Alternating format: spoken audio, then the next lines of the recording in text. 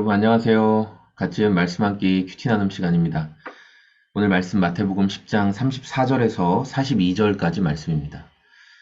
오늘 말씀에서 예수님이 내가 세상에 화평을 주기 위해 온 것이 아니라 칼을 주러 왔다. 이렇게 굉장히 좀 도발적이고 좀 질문이 생기게 하는 말씀으로 시작하십니다. 그러면서 35절부터 나오는 말씀이 자기 아버지와 사람이 맞서게 되고, 딸이 자기 어머니와 맞서게 되고, 며느리가 자기 시어머니와 맞서게 된다. 이런 내용을 말씀하세요. 이 말씀은 어떤 의미로 우리가 해석하면 좋을까? 우리가 기존에 살아가던 삶의 방식들이 있어요. 각자의 삶의 신념들이 있죠. 그리고 내가 기대하는, 그리고 내가 원하는, 그리고 내가 주인 돼서 살아가는 삶의 방식이 있는데, 이제부터 예수님을 믿기로 한 사람, 예수님의 제자로 따라가기로 한 사람은 누구를 가장 중요한 가치로 여겨야 돼요? 예수님을 가장 중요한 가치로 여겨야 된다는 거죠. 그래서 기존의 나의 신념, 내가 생각했던 것들을 버리고 예수님이 바라시는 그런 가치를 가지고 살아가야 되는 거예요. 그러니까 예수님을 따르는 게 내 신념이 되는 거죠. 그러다 보니까 가정 안에서 또 가까운 사람들 안에서 뭐 친구와의 관계 속에서 그들은 여전히 세상의 가치를 따르는데 나는 예수님이라는 신념, 예수님의 가치를 따르다 보니까 충돌이 일어날까요? 일어나지 않을까요? 당연히 충돌이 일어나게 되는 것입니다. 끊임없이 갈등이 일어나는 것입니다. 그런데 예수님이 뭐라고 말씀하시냐면 37절에 나보다 아버지나 어머니를 더 사랑하는 사람은 내게 적합하지 않고 나보다 아들이나 딸을 더 사랑하는 사람도 내게 적합하지 않다. 38절 또 자기 십자가를 치고 나를 따르지 않는 사람도 내게 적합하지 않다. 이렇게 말씀하세요. 예수님은 이제 예수 그리스도라는 그 신념을 따르기로 했다면, 예수님의 제자로 살아가기로 했다면, 네가 소중하게 생각하는 다른 것 때문에 예수 그리스도를 따르는 그 신념을 포기하지 말아야 된다라고 말씀하세요. 내가 예수님을 따르는 것도 소중하지만 여기 책에 우리 말씀에 나오는 것처럼 아버지나 어머니나 아들이나 딸, 가족들이 내게도 소중하기 때문에 예수님, 제가 좀 당신을 따르는 게 어렵습니다. 예수님, 저는 예수님보다 더 중요한 가치가 생겼습니다. 이렇게 말하는 사람은 자기 십자가를 지고 예수님을 따르는 게 아니라는 거예요. 여러분, 무슨 말씀인지 이해가 되시죠?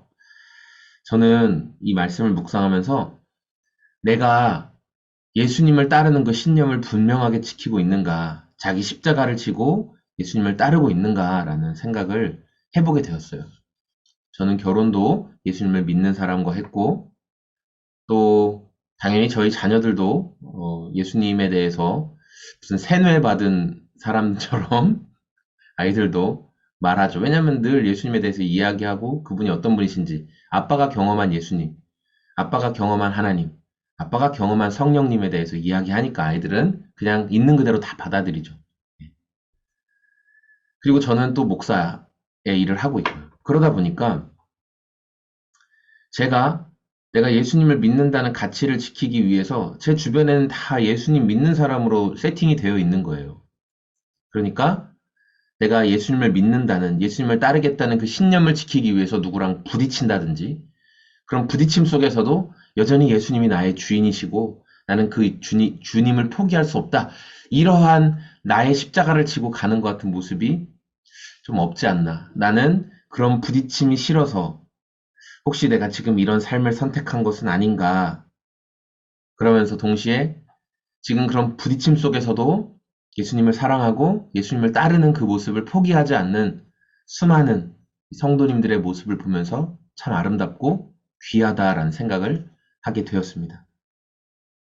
예수님께서는 오늘 40절부터 말씀을 통해서도 분명히 말씀하십니다. 42절에 내가 진정으로 너희에게 말한다. 이 작은 사람들 가운데 하나에게 내 제자라고 해서 냉수 한 그릇이라도 주는 사람은 절대로 자기 상을 잃지 않을 것이다.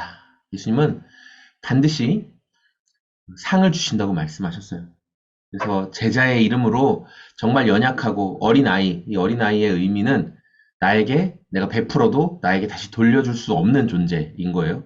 그런 사람에게 너가 제자의 이름으로 베풀어주고 섬겨주면 그건 그 어린아이를 섬긴 게 아니라 마치 예수님을 섬긴 것처럼 우리가 누군가를 섬길 때 그 섬김은 그 사람이 받는 사람이지만 동시에 예수님이 그 섬김을 받으신다. 예수님이 자기가 섬김을 받는 주체인 것처럼 그렇게 말씀하세요. 여러분 삶에 믿음의 이 신념을 지키기 위해서 예수님을 향한 그 믿음을 지키기 위해서 오늘도 치열하게 싸우고 계신 분들 응원합니다. 예수님이 말씀으로 여러분을 격려하고 응원하고 계십니다. 자기 십자가를 지고 끝까지 오늘도 예수님을 따르며 또 우리가 섬겨야 할 마음들을 주님이 주시고 내가 섬겨야겠다고 생각했는데 아이 그만하자 이렇게 여러분 생각하지 마시고 그 결정했던 것들은 주님 앞에 끝까지 지킴으로 주님을 섬겨드리는 그런 저와 여러분의 오늘이 다 되시길 소망합니다. 고맙습니다. 안녕히 계세요.